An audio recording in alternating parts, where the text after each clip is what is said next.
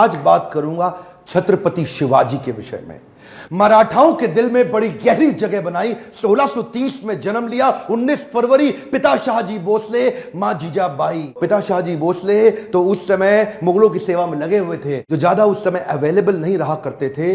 तो मां जीजाबाई जिन्होंने ज्यादा समय बिताया छत्रपति शिवाजी के साथ में। शिवाजी छोटा सा बच्चा, उसको बचपन से ही महाभारत से लेकर रामायण तक, रामायण से लेकर भगवद गीता तक और सारी पौराणिक कथाएं उनको सुनाया करती थी। असर क्या हुआ, छोटी उम्र से ही एक स्वाभाविक नेचुरल लीडरशिप शिवाजी के अंदर दिखने लगी।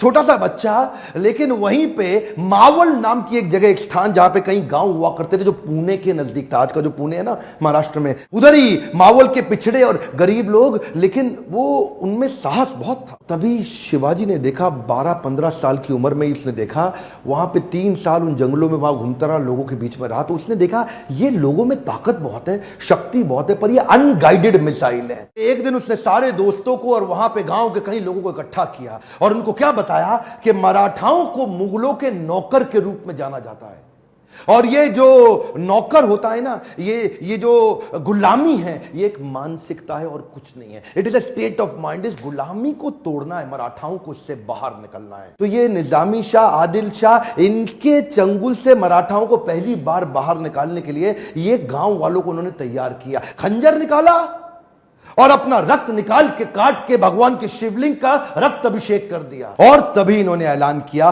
कि मैं स्वराज यात्रा निकालना चाहता हूं। ये स्वराज यात्रा, ये क्या कहते हैं, गुलामी एक मानसिकता है।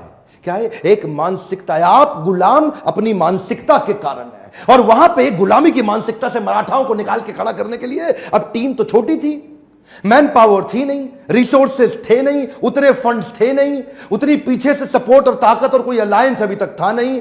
तो शुरुआत बहुत इंटेलिजेंटली, देखिए ये जो थे ना, ये व्यक्ति छत्रपति शिवाजी, सारे सुनिए, भारत को पता होना चाहिए, छत्रपति शिवाजी एक कंबाइंड अवतार मान सकते हो आप, महाराणा प्रताप के शौर्य और उनकी ताकत और उनके साहस का, और कौटिल्य चाणक्य पंडित की उनकी बौद्धिक शक्ति, उनकी बुद्धि और उनकी कुटिल नीतियों का, ये कंबाइंड अवतार थे। तो ये क्या करते हैं, छापा मार युद्ध करते हैं, द्विकंटक नीति के साथ जाते हैं। इसको क्या बोलते हैं, गोरिल्ला वॉरफेयर। और गोरिल्ला वॉरफेयर इसे कहते हैं गनीमी कावा।